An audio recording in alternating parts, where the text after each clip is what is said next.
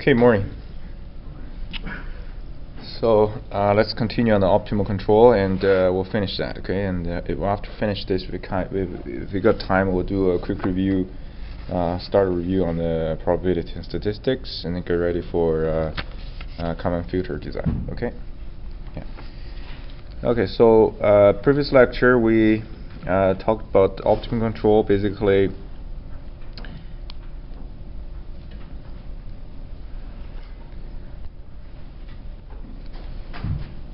Okay, so basically we're looking at is we're trying to minimize cost function, and that cost function is combined by the Lagrange multiplier.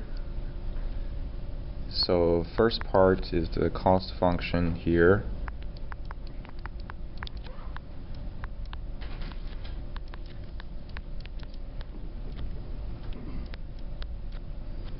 Okay, and then I suppose I have here, and then plus lambda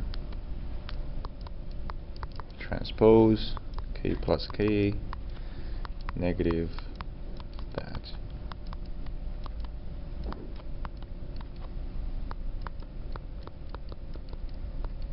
Okay, so here is the basically this is the modified cost function. The original one is this, the quadratic one, and then we combine that with the using Lagrange multiplier, and this is the basically the constraint of our system, right? Okay, so the idea is you calculate the partial derivatives with this guy, okay, and then you set equal to 0, and then the same thing for this partial derivative and this partial derivative. Okay, yeah. So the three partial derivative, and you set them to 0, and we got three equations basically. And the three equations, solving the three equations, we get our stationary points, right? Get our stationary points. So the three equations we get is RU of k plus H transpose okay, lambda. So for a graduate student, I would require you to know at least the procedure here, how you derive okay the three equations that are here. Okay. For undergraduate students, I require you to know how to make use of the final results, basically, which is what I'm going to write. Okay. So you get three equations.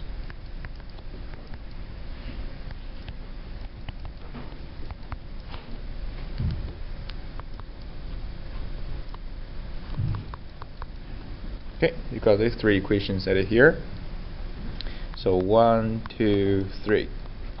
So based on these three equations, and then we're going to basically try to solve for the optimal control solution, right? Optimal control solution. So the optimal control solution basically boils down to two equations. One is the discrete Riccati equation. The other is that the feedback control gain k, right? So we have a discrete, okay, backward discrete Riccati equation, and that equation can be written as, okay,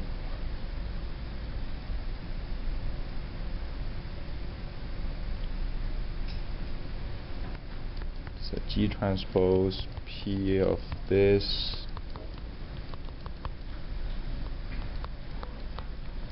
V inverse H transpose P of k plus 1 and G plus Q, and the V at here equal to Q plus H transpose P of k plus 1 and H.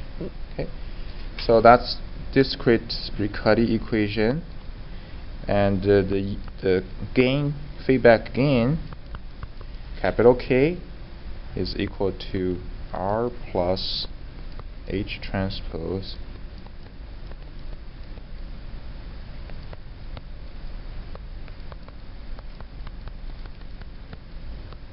G. Okay, yeah. So then your U, right, basically your control signal U as a regulator, it essentially is the gain k times the feedback states. Okay, so that's basically what we learned, and we looked at example how to basically calculate given a cost function. How do we solve this discrete Riccati equation, and how to solve for the gain k, and how to obtain the control signal u, right? Okay, so for undergraduate students, so how you need to be able to make use of this equation in here. Okay, yeah. Okay, so moving back to this modified cost function at here, or the performance index. So if the solution at here, this p and this k give us this optimal u. So sometimes we write this as u star. So this is basically the optimal control input, right? So basically, with this input, the control input, we're supposed to get our cost function g of a minimized. That's the idea. Okay? Yeah. So, but the question is, what is the minimum value for this g of a then? Right? It's like you have a function. You calculate the first derivative, then you solve for the stationary point, right? And you know that at a stationary point, it's the minimum for the function. So the backward question, okay, so then what is the minimum value for the function, right? So basically, if this is basically the solution, and then what we're interested here is, right? So what is that the j minimum, so for the minimum value at here, okay? I guess here we should have a subscript a here. Okay, what is the minimum value basically? Okay, yeah. So let's look at this j, the minimum value for this guy here. The idea is actually just like a single variable function or simple function. If you have a function f of x, you take this first derivative set to 0, you solve for the x, and x equal to something, right? And then you substitute x back into this original function, and you get whatever the supposed value is, right? So we have the same thing. We have the three equations here, and these three equations basically is like the three equations to give us the stationary point, right? The critical point. So we'll try to make use of the results of the three equations that are here, and then substitute back to this equation, this function, and then we try to get the minimum value here. Okay, yeah. So this is a 1, 2, 3 at here. So if I using equation number 3, okay. So here is the idea now. If I'm going to use equation 3, okay. So from equation 3, so what I'm trying to obtain is, I'm trying to obtain this quantity. So you see, in the original GA, there's a quantity lambda transpose times G, right? There's this quantity. So I'm trying to get the lambda transpose times G from this equation number 3. Okay? You see that, right? So lambda transpose of G here from this. So, but here is a G transpose lambda here, right? So what do? We can basically move this term. We can basically move this term to the right, and then take a transpose of both sides of the equation. So then this one will give us lambda transpose G, right? Yeah. So from equation 3, we get lambda transpose times G and equal to lambda transpose K minus X transpose times Q. Okay, so that's equation 3, and we get this guy here. Okay, yeah. So we'll replace that lambda transpose G in that performance index with this quantity. Okay, and then use equation number 1. Okay, so equation number 1. So here's the idea. Okay, so you see, there's a lambda transpose times h at here, right? Times h. So I'm going to replace that. So coming back here, so there's a lambda transpose h, but this is h transpose lambda, so we'll do the same thing. We get lambda transpose h. Okay, yeah. So from equation 1, we get, okay, lambda transpose times h. Okay, so is that equal to negative u transpose k times r transpose. Okay, yeah. But remember, the R is a weighting matrix, right? And R has to be selected as a symmetric matrix. So basically, R transpose is the same as R, right? So this lambda transpose H is just this guy here. Okay, yeah. So basically, then substitute into JA. Okay, substitute into the JA there. Okay, substitute this and this into the JA expression. Okay, and then what do we get now? Okay, we get JA, okay, equal to, okay, I'll have a 1/2 at total front here. Yeah, so I think I mentioned this here. In the previous lecture, I have a 1/2 over here. Okay, but actually, you know, you can have a 1/2 over here. So that actually doesn't change the results at all, because that 1/2 can be incorporated into the lambda, right? So that just change the lambda a little bit. But for JA, there's no effect. Okay, yeah. So I'll take the 1/2 out of the whole bracket here. So X transpose Q X X transpose Q plus U transpose R U, then okay, minus lambda transpose K plus 1 X K plus 1. So this one can change. So but after replacement for other terms, we have this. So plus lambda transpose K X of K minus X transpose QX minus U transpose K R U, or sometimes Q. Okay. Okay, so this is what you get for JA after the replacement of these two terms. Okay, after to replace two terms. So look at that. The beauty at it here now is we cancel this with this. We cancel this with this. Right? We cancel these two here. So all we left with, okay, is this term minus this term. Okay? So this term minus that term. So it's equal to 1/2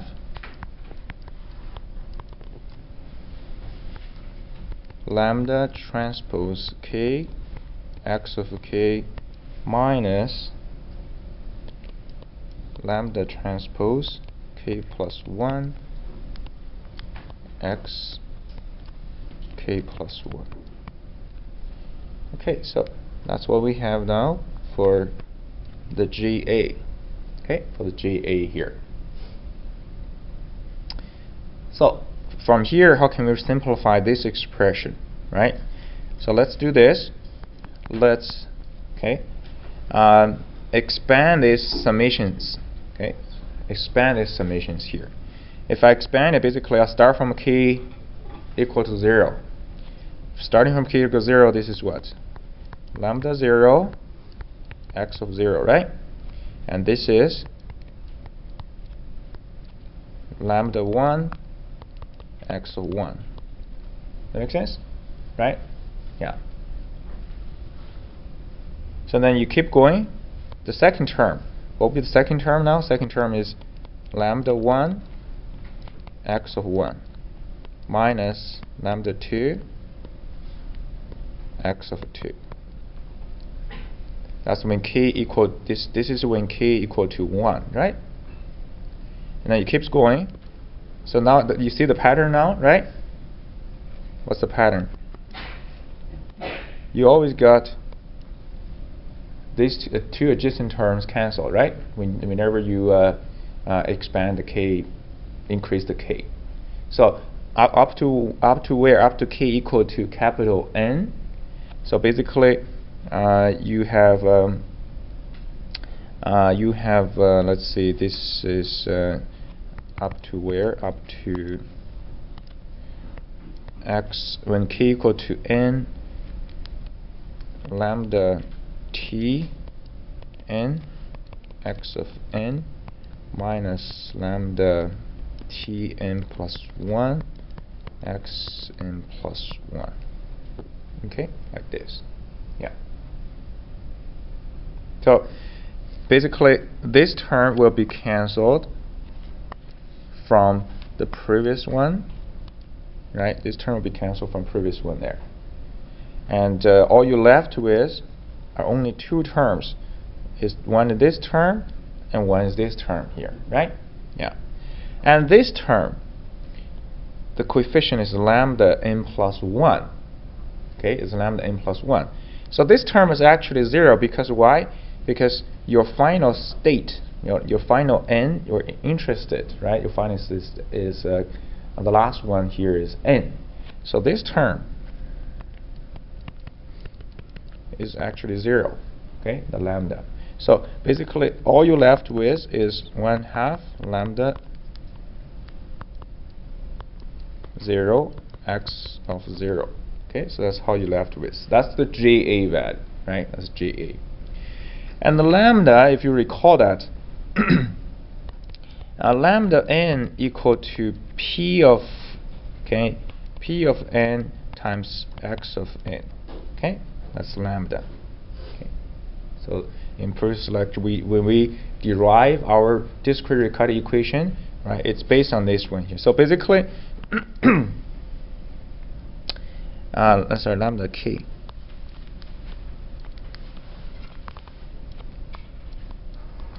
Okay, so basically lambda 0. Okay, you have a transpose. Then you take the transpose. Transpose, that is x of k transpose times p transpose. So p is also a symmetric matrix. So altogether you get this x0 times p0 times x of 0. Now that's JA, right? This is the mean value for the JA. Okay, yeah, so pretty simple. Okay, so all you need is the initial condition and the value of a p0. Okay, so then you can calculate the JA minimum value. So one of the assignments that just posted is you calculate the J0. Okay, in the previous example, this is pretty simple, so we don't need to calculate this one here. Okay, yeah. Any questions on the JA? So good. All right. Okay. Okay. So coming back to this optimal problem here. Okay. So as you can see, I think I remember I mentioned this one here. This is called finite horizon. Okay, linear optimal, because you constrain the optimal control problem from the start to a certain instant, capital N. That's why it's called finite. Okay, so basically it's like a process. You want the process to from start and end at this much instant, right? Yeah. Okay.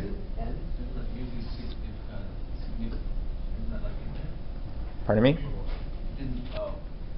Doesn't n usually mean like infinite series? This n here? Yeah. No, this n here. This n is a finite number here. Okay. So like 9 or 10, right? So you're basically solving the optimal problem for within these 9 steps or 10 steps, right? Yeah. So if you're doing control regulation and you wanted to everything finish within 10 steps. Right. After 10 steps, you remove yourself from basically unplug the power. Right. You don't input the power anymore. Basically, if you keep input the power, and then it's a different story, right? Yeah. So the u after this n here is going to be 0 basically. Right. So the next question is actually, well, this is a more realistic question is, you know, is you probably have is a infinite horizon. Infinite basically means, you know, I don't know how long I'm going to last, but I'm going to control that, you know, as long as the user asks, right? So maybe 1 minute, so maybe 1 hour, maybe 2 hours. So the n is probably going to be a very big steps, very big numbers. So we can approximate as infinite basically, right? So you basically you last for a long time. Okay, you keep your controller working like that. Okay, yeah. So if you keep your controller working, you know, whenever you like the exact experiment, whenever you twist it, it'll go back. Whenever you twist it, it'll go back, right? Yeah. Whenever there's a disturbance, you'll go back. So this is basically the second topic here, following that infinite finite horizon. So we're talking about is basically steady state. Okay. Quadratic optimal control. Okay, steady state. So steady state essentially, what we're referring to is that J, the cost function. Okay. Here you change the capital N to infinite. Okay.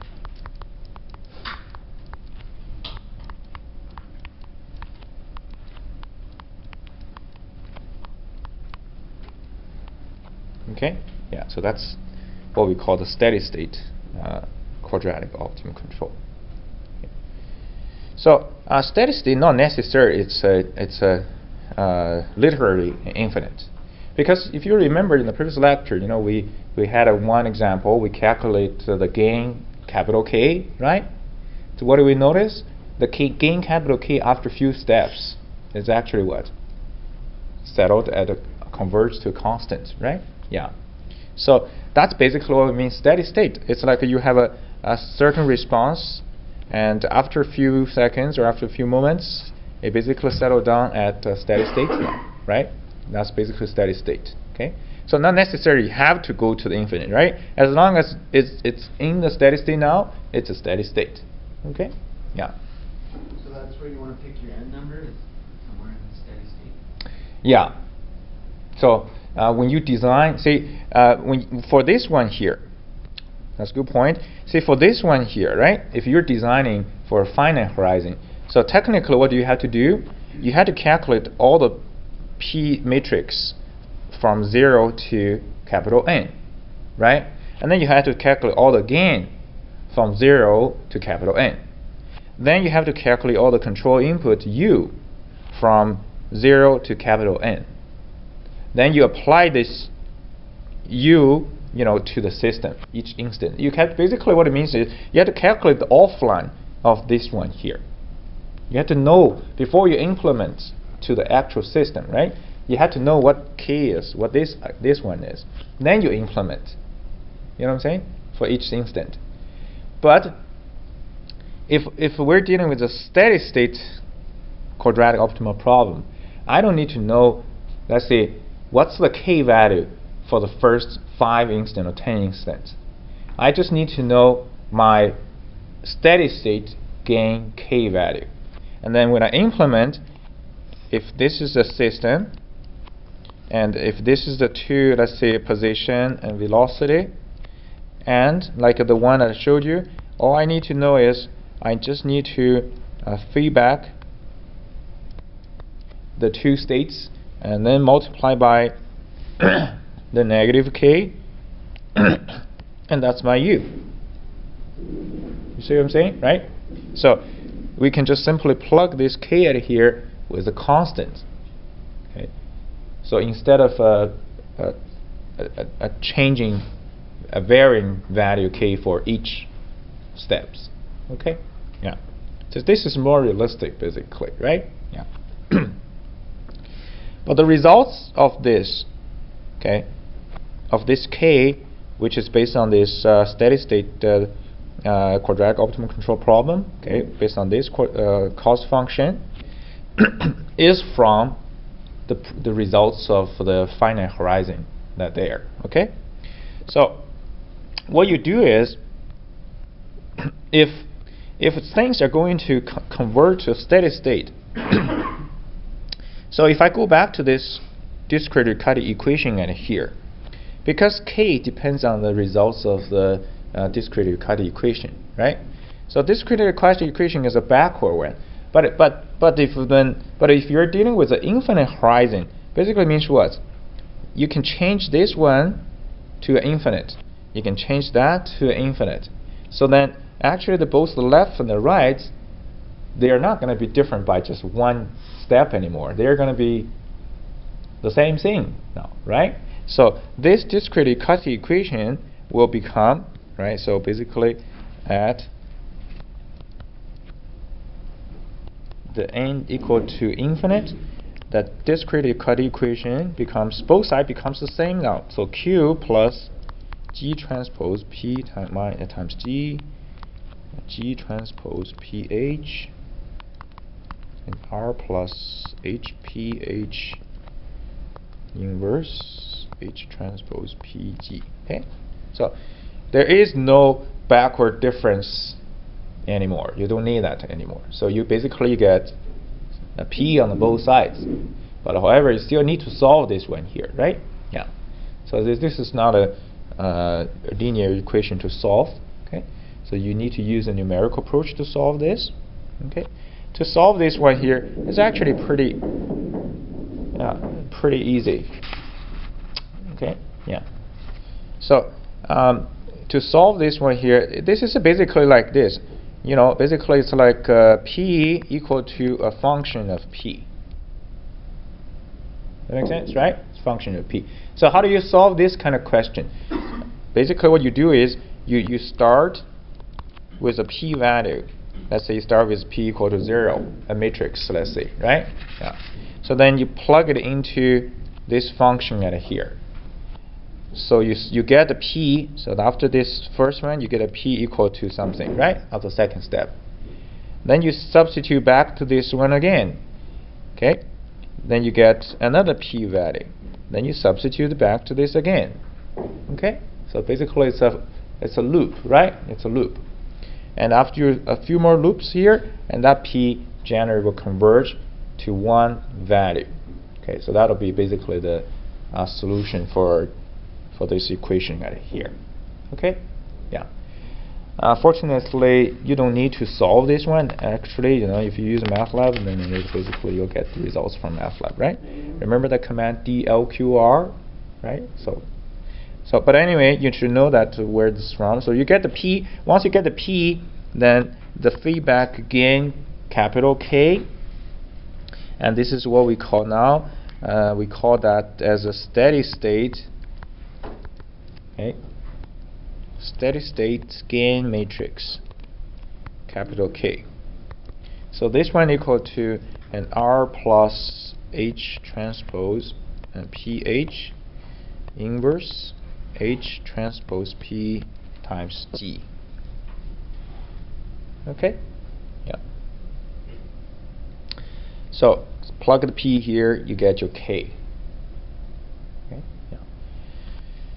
Okay. My requirement is if I give you a very simple system, even just a scalar system, for example. Okay? So, you know, and there's only one state variable, and there is a weighting matrix Q and an R. Okay, you should be able to plug it in here. You'll get a quadratic equation. You should be able to solve for the P, and you should be able to solve for the K. Okay, so basically application of these two equations here. Okay, yeah. Okay, so take a look at an example in the lecture notes here. Okay, maybe I'll just quickly go over that example.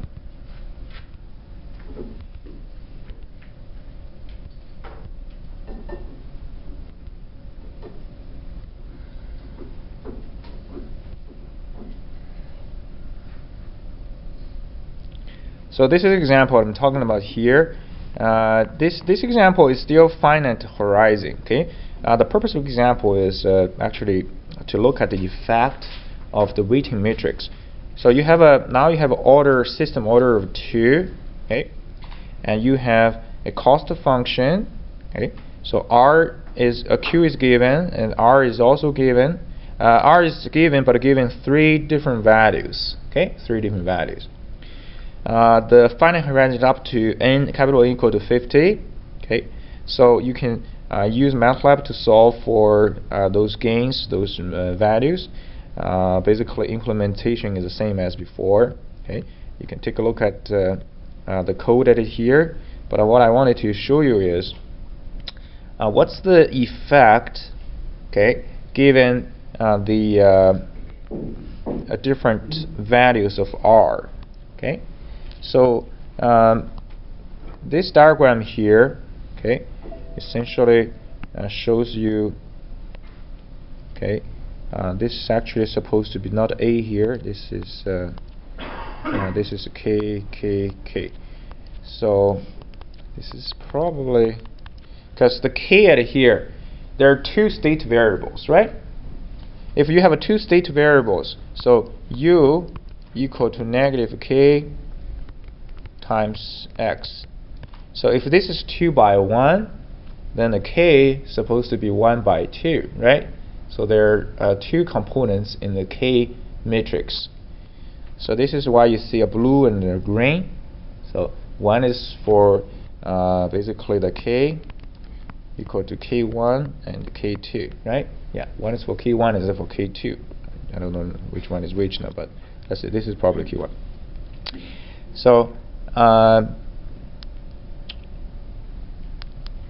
sorry, this is actually the R value, okay? The weighting matrix R. So when R equal to 0.1, you get that. When R equal to 0.5, you get this. When R equal to 2, you get this. So apparently, you can see when R is taking as a small value, the gain, the K, is taking what? A bigger value, right? It's a bigger value. So that's basically actually one of the explanations I made from a previous lecture. The effect of the R, right, has effect on the gain K. So if the gain K is bigger, then what's the implication for the control input U? Is bigger, right? So you can see actually here, if the R is smaller, then you can actually have a bigger U basically, right? In terms of the minimal value for the J. Okay, yeah. So for LQR control problem, one of the things you can tune is typically you set your Q. You can start with your Q, okay, with identity matrix, and then you set your R equal to a certain small value rho times identity matrix. So what you can do is you can change this row number. Row typically you can take as a small value, as less than 1. So you can change the row number here and then observe basically the response of the system. Okay, yeah. And if you want, you can go back here and then change the Q. Okay, yeah. Okay, so. But there is one thing, when you do the experiment, you probably will notice actually, it doesn't matter how much you change the R, and that K for certain level, it doesn't change that much anymore. It's a very minimum change in the K there. So it's not like a manual that you can change the K from 1 to 10 or from 10 to 20 like that. Okay, so that's basically the nature of the optimal control at here. Okay, so that's basic steady state. And the last point and I want to make is let's look at very quickly the optimal control for reference tracking. Okay. So previous one, when you have a U equal to negative K times X of K, That's a regulation problem. Okay, so you're just trying to regulate from initial condition back to 0. But if you have a reference tracking, basically, let's say this is my step input, and I want my system to end up at this step input value. Right? That's basically what we call a reference tracking. If you have a sinusoidal, then it's a different story. So the difference is basically to derive that is you just need to make use of a different performance index. So the performance index we're going to make use of, it's like this. So suppose that I'm dealing with is a single output system. So this is output Y, this is the reference input R, and S is a certain weighting matrix, and N is the last state, the last step. So this is basically the cost function for the last state, right? The final state. Okay, and then plus 1/2. N minus 1. K equals 0. Okay, Y of K minus R of K transpose Q. Y of K, R of K. Okay, and plus U transpose and R U. Okay, so that's the new performance index. So basically, we're not making use of the state variable here. We're making use the difference between the output and the R, the reference input. See, the difference between the output and the reference.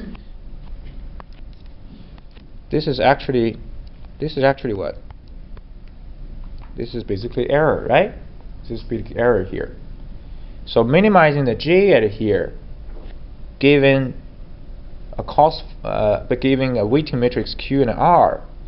So when you're minimizing the J, basically you're minimizing the error at here. Okay, minimizing this error basically means your output will catch up with the reference input. Okay, yeah. So you should go through the same process, basically, partial G over this and that. Okay, then you solve for the stationary point, and basically you get the results there, right? Okay, so I'm not going to solve anymore. But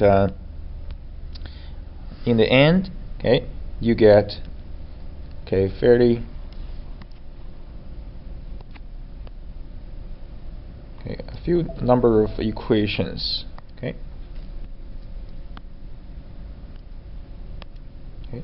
Like this. Okay, so you still have the discrete Riccati equation. You still have the feedback gain K there. Okay, now the U is taking as this. Okay, this is your U now. There's additional term here. This term is called integrator. Basically, it's the integration trying to minimize the error here. Okay, the V is taking as this. So V here, this is R of K. So V is here is V depends on the reference input. Okay, depends on reference input. But the trick is the V here is also backward difference one. Okay, it's also backward difference. So I have an example. I'll upload the M file. If you wanted to implement this on the experiment setup, okay, you can examine that example MATLAB file uploaded for the example there. Okay. Basically, what you need to do is you need to calculate the steady state value, okay, for the K, for the V, and for the Ki, and then you plug it over here. Okay. So let's say if your R of K is basically 1, right? When K is 0, and when K is less than 0, that's a step input. Okay. Yeah. So you will know what this is. Then you can calculate the steady state value for the V, calculate the steady state for the Ki, calculate the steady state for K. So you would be able to have a U now. A K. Yeah, you would be able to calculate the U now. Okay. Yeah. So that's the idea. So you can make, you need to offline calculate what's the steady state of these things here, right? I'll show you that example there.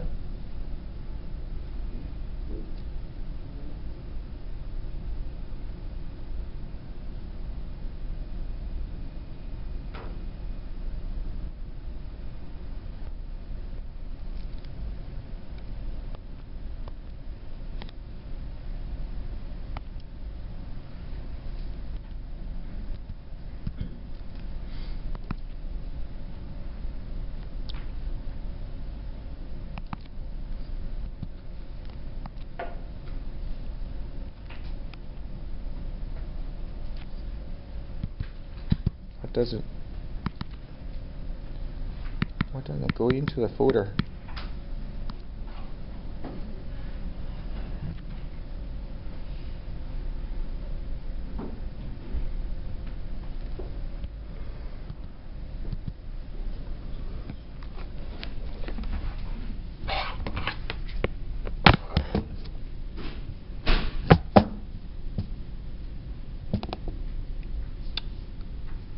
So here's that example here. Okay, so in this example,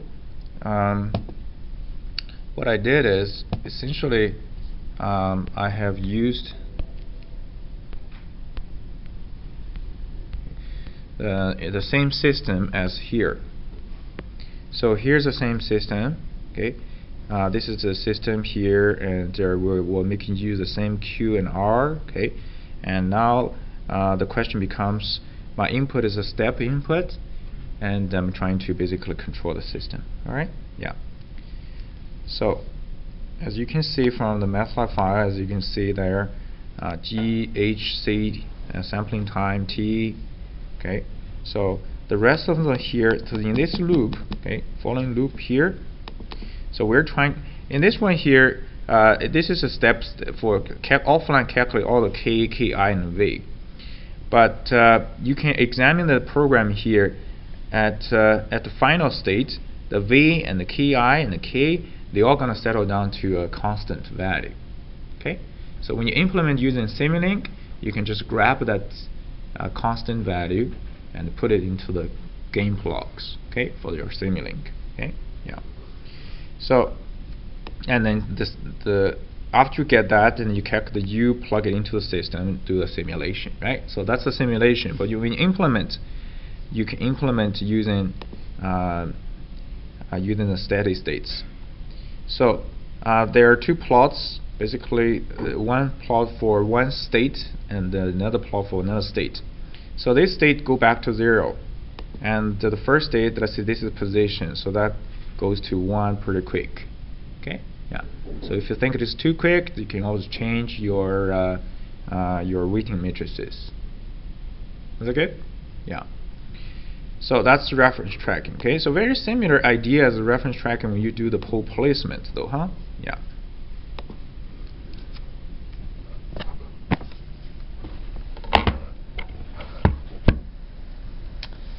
Okay. So any questions? Okay, so that basically wrap up with this optimal control here. Okay, so let's move on to do a quick review. I may not be able to finish, but so let's start some reviews on the probabilities and statistics. Okay, and this I know for some of you already taking for 60. For mechanical student, your last chance of having learned this statistical probabilities in 254, right? Yeah, 254. 2 years ago, actually, I taught that course. Did I teach that? You learned 254 from me? Yeah. Okay, so we need I don't need you to go into very much depth of this probability statistics concept here, but I do need to bring up a few concepts to you, though, right?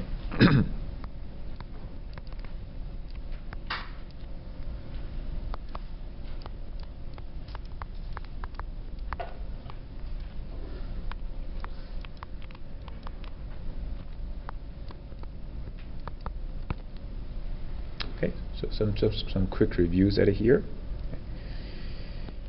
First of all, the concept of a random variable. Okay, so random variable here. So random variable, let's say capital X. Okay, so capital X is actually it's a real function. Okay, it's a function of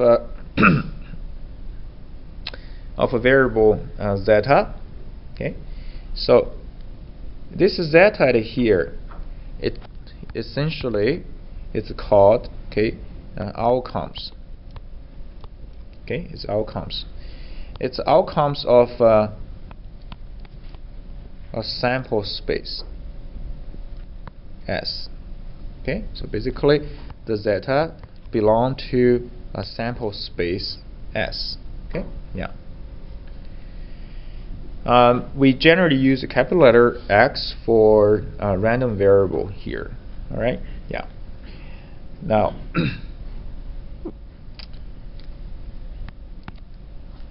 many of the formulas that are presented here is related to this so-called random variable X or Y or whatever. So if I have this first one, expected value, basically it's the mean. Okay, it's the mean at here. Okay. We often deal with two different situations. You know, you probably deal with a discrete random variable, and you probably deal with a continuous random variable, right? Yeah. For this course, it's a discrete digital control, so we should see that we're dealing with a discrete random variable. But anyway, I'll give you both formulas. Okay? Yeah. So for continuous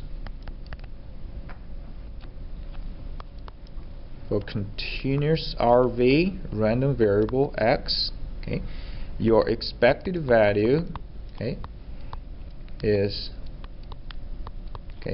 E bracket capital X expected value, and that equal to negative infinite to positive infinite small x f of x dx.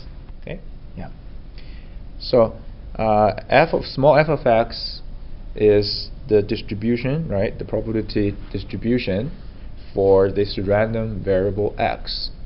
Maybe it's a normal distribution, maybe it's a t-distribution, or maybe it's something else, right? Or uniform distribution. Okay. And this is the probability. Okay. Distribution function. Okay. Yeah. Okay. So this is a continuous, and then if you have a discrete one, and the mu, okay, the expected value or the mean is taken as this. So x times f of x, and this small x here belong to your sample space. Okay, belong to your sample space. Say for example,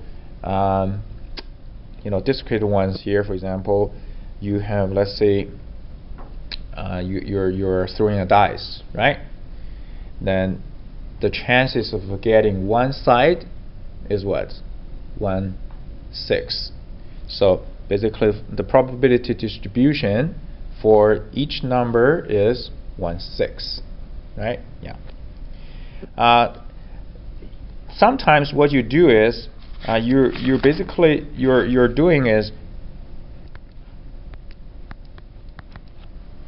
finite number. You probably only did experiment of 100 or 200. So in that particular case, then all you need to do is basically, okay, you calculate this, okay, as the mean, right? Yeah. Okay. So that's here. But if you have infinite numbers for experiment now, then you have this exact value of the mean here, right? Yeah. Some of the properties, for example, expected value of two random variable adding together is the same as the mean, right, of these two. Okay, if you multiply with, okay, a coefficient, okay, it's the same as this. Okay, that's the mean.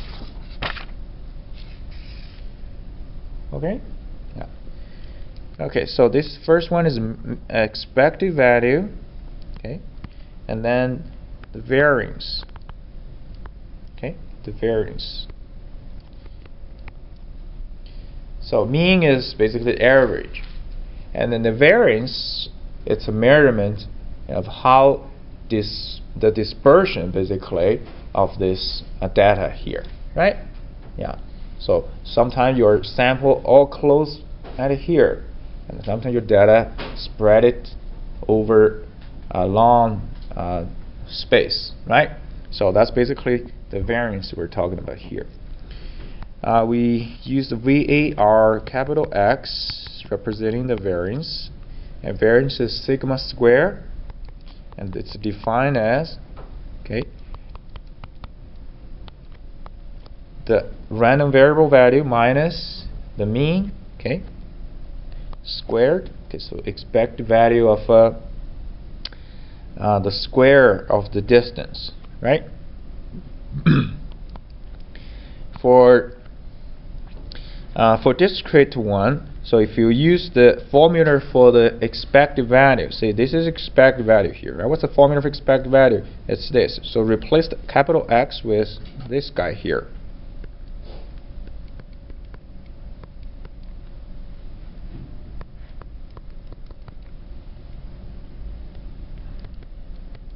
Okay, like this. Alright, that's for discrete. Then for continuous, okay, everything's the same at here except finally the formula here is negative infinite to positive infinite, small x minus mu square, and f of x and dx, okay, the integral. So that's continuous variance, right? Yeah. If you're dealing with a finite population of a size n, right? So for a population of n, your sigma square can also be calculated like this.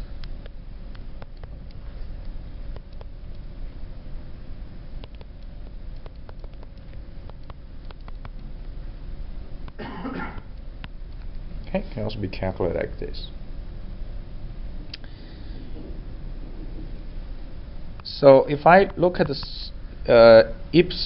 sigma square equal to this, we have actually an alternative. We're going to make use of this. Okay, so let's say what's the alternative expression for variance sigma square? Okay, inside the bracket, it's x squared minus 2x mu plus mu square. Okay, plus mu square. Expected value of this a, b, c is equivalent to expected a minus expected b plus expected value of c. Okay, yeah. So that's expected value x squared minus expected value. So 2, take it out. Expected mu is a constant. Take the mu out. Expected value of x. Expected value of a constant, it's mu squared, it's itself. And expected value of x is mu. So 2 mu squared negative plus mu squared, so together this is mu squared. So your sigma square basically can also be calculated using this formula. Right? Yeah. So that's the variance. Alright? That's variance. And this is for single variable. Right? This is for single random variable. Okay? So more realistic application is we often look at its interactions between random variables. So this one here basically looking for is the joint probability, okay, distributions. Okay, joint probability distribution. So you have two variables or even multiple. So this is when you have a two, it's called the multivariate, right? So or bivariate. So so given capital X and capital Y, okay, random variables. Okay. So what is the basically the probability distribution for these two random variables to occur at the same time? Right. So basically, how if they are affecting each other, or maybe they totally don't affect each other, right? So they have nothing to do with each other. But if you have something to do with each other, then the question is, so what's the probability distribution, right, for them to simultaneously occur? So then we use this so-called basically probability distribution function, small f, capital X, Y, of this, right, as this probability distribution function. So that's called joint probability distribution. Okay, so GPD, okay, like this. Okay, yeah. So this function defines how these two variables will interact or occur at the same time. Okay, so now you have two different cases. You know, basically, one is for discrete, and then one is for continuous. But the idea is basically is this: probability for capital X equal to small x, and then capital Y equal to small y, equal to this distribution at certain x and y. Okay, at a certain x and y, right? Yeah. Okay. Then for probability distribution, it's pretty obvious that if you integrate, okay, the probability distribution, okay, over the range, okay, you will get 1, right? You will get 1. Okay. So same for the single variable. Okay, when you integrate from negative infinite to positive infinite, you get integrate the probability distribution, you get the 1. Okay, yeah.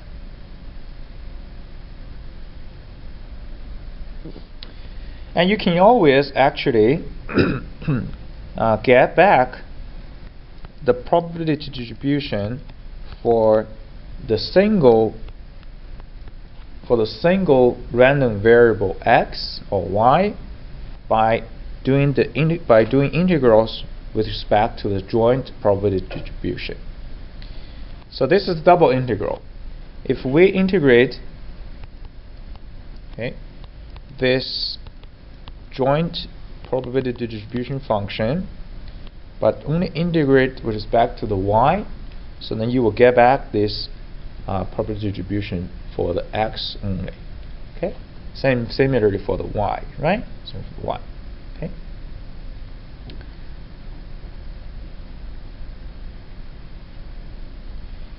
So there is a situation, basically, what if the two random variables are independent of each other? Okay, that's like often we're dealing with. So basically they have nothing to do with each other. Okay, the happening of this x is not affecting the occurrence of the y. So it's like I'm talking here is nothing in fact to do, right? That's not which is what we want. So in that particular case, right, if x and y, right, are independent, okay, then your probability distribution joint 1 is equal to like this.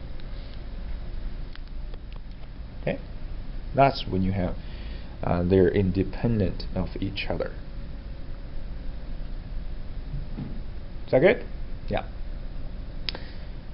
Number 5. Okay.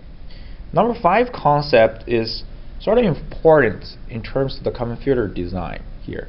It's more of a, basically, like in common filter you'll see that it's sort of a conditional probability. So now let's look at just quickly conditional, okay, probability.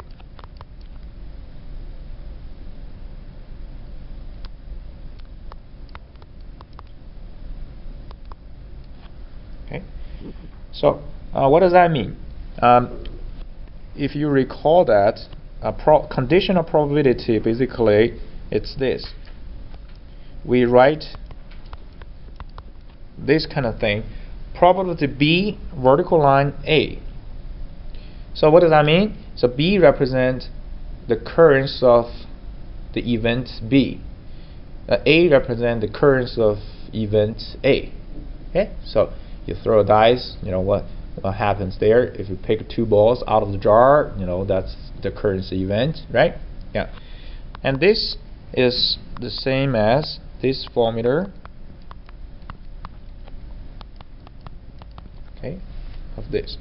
So basically what this means is the probability of B to happen based on the knowledge of A is this. Okay, so if you know what's the probability for A to happen, and then based on that knowledge, what will be the probability for B to happen? You see what I'm saying, right? So basically you have some a priori knowledge here. You know, you're not totally in the dark. Okay, so if at the beginning of the term and I ask you, so what do you think you're going to get in the final exam? Oops, right? We don't know, right? And then after half term is done, you have done some assignments, you have some midterm grades now, so you have the A happen already. So based on that information, and then ask you, what do you think your final exam would be? Well, right? So that's what it means here. Okay? Yeah. So you have some knowledge already, then you can derive certain information. So often in time we can also write it as this. So what's the probability for Y to be based on the knowledge of X equal to small x here? And this is the same as joint probability over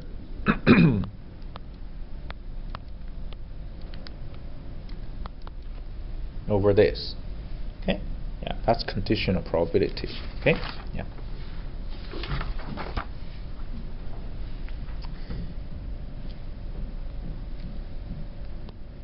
From conditional probability, okay, I'll skip that.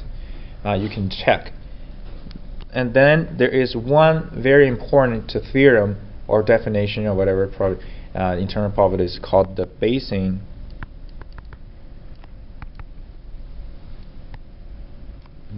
theorem. Okay, yeah. So you can take a look at your textbook. That's actually an inference now. Okay, that's basically inference. Okay, in the common filter, often in time we'll use the conditional probability and the Bayesian theorem. That idea, basically, that's how they derive. Okay. So this is single. This is and then a bivariate or multivariate, and then we look at the next one here, covariance. Okay, covariance here. So variance by itself talks about is the dispersion of a set of data, right? Then covariance, what it talks about is you have 2 random variables or multiple. Okay, then what's the basically the relationship, how the dispersion basically given the combination of this set of data here. Okay, so I'll show you a picture shortly. Okay, yeah. So let's say you have given capital X and Y, 2 random variables here. Okay, yeah. So maybe the 2 variables, okay, they tend to vary together. Maybe let's say you have a very very clear cut. The y equal to kx. So your random variable equal to kx. So apparently what? The y depends on the x, right? Yeah. And it's actually a straight line basically. Okay?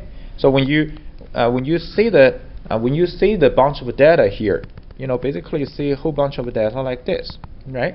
If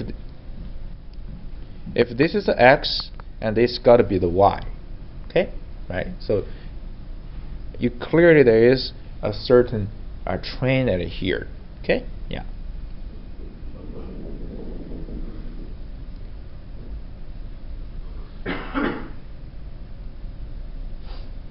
So like this case here, then basically you can see, okay, so when x is changing positively, the y is also what? It's also changing positively, right? Yeah. Then then the covariance for this case is actually going to be a positive. Okay? Yeah. If the bunch of data is this way here, right? If this way, so mean x is changing positively and y is changing negatively, then the covariance will become a negative. Okay? Yeah. So I'll give you the formula first. Okay? Yeah. The definition for covariance, we use COV comparing x and y is equal to expected value x minus mu and y minus v. So mu and v is the mean value for the x and v is the mean value for the y. So that's the definition for covariance, right? Definition for covariance here. For this formula here, you can simplify the formula a little bit. Basically, you can expand whatever inside this bracket. So after the expansion, you get xy minus mu y minus vx plus mu v. Okay. So expand this one here. This is equal to expected value xy, okay, minus mu v. Okay. So this is the covariance. We often also write it as sigma xy. Okay. We can also write it sigma xy. Okay. So sigma xy equal to this. All right. Yeah. Okay, so then what is the covariance of itself, right? If you replace the y with x, so this formula should turn back into the variance formula, right? The variance, okay? Single variable, the variance. What will be the value of a random variable, the covariance between a random variable and a constant a? 0, right? So there's nothing to do with the a there, okay? Yeah. And also you have another one, very useful one. The variance of x plus y is equal to the variance of x plus the variance of y and plus 2 covariance x, y. Okay. So here's a bunch of the formulas you probably have learned. Okay? Yeah. And now there's one more definition under the covariance. It's called, okay, correlation coefficients. Okay, correlation coefficients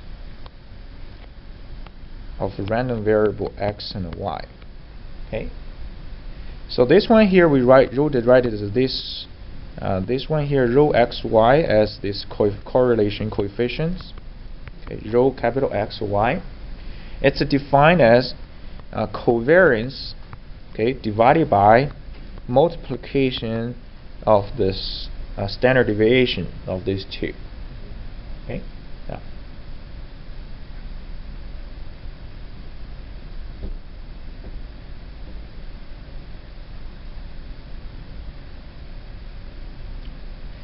So you see, it's called a correlation coefficient. So basically, it's a measurement of the independence between random variables x and y.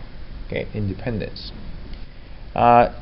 If x and y are independent, okay, if they're independent, then this rho will be 0. Okay, rho will be 0. Rho is 0 means what? The sigma x, y. So the covariance, right, between these two random variables is 0. Okay, yeah. Okay. If the y is linear in x, right? Let's say if y equal to kx, then the rho would take a value of positive or negative 1, right? Depends on the k. Okay? Yeah. So the next one is correlation. Not the correlation coefficient, just the correlation. The correlation is defined as Rxy equal to expected value xy. Okay? That's correlation. Okay? Yeah.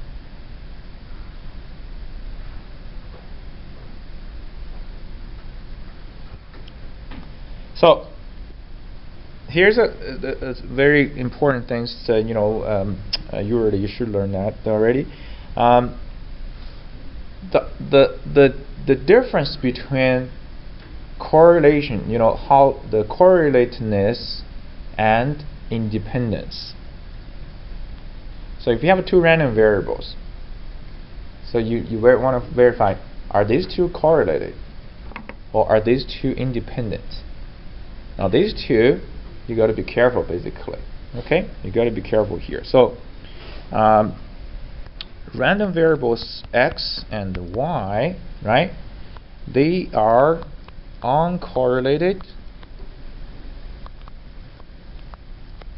Okay, if the covariance is 0. Okay, if the covariance is 0. If random variables x and y are independent, okay, if they're independent, then they are, okay, so number 1, number 2, they are uncorrelated. Okay, if they're independent, then they are uncorrelated. Okay, but if they are uncorrelated, doesn't mean that they are independent. Okay, so if